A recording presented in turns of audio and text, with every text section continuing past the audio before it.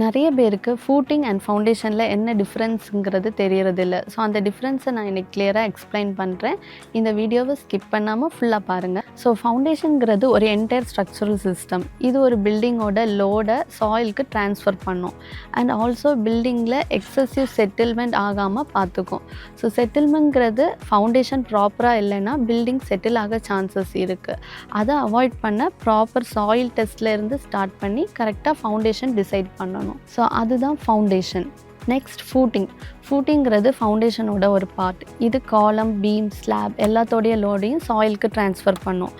And footing அந்த foundation ஸ்ட்ரக்சரோடைய lower part. So நிறைய ஃபூட்டிங் சேர்ந்தது ஒரு ஃபவுண்டேஷன் ஸ்ட்ரக்சர்.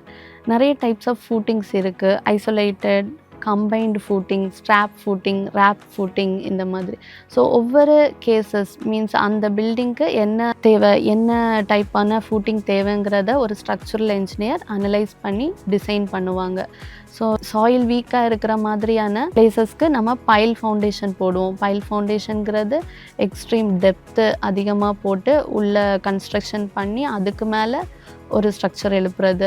சாயில் ஸ்ட்ராங்காக இருக்கிற மாதிரி ஏரியாஸ்க்கு அதுக்கேற்ற மாதிரியான footings, isolated footing, combined footing, mat footing, இந்த மாதிரி ஷாலோவான ஃபூட்டிங்ஸ் போடுவோம்.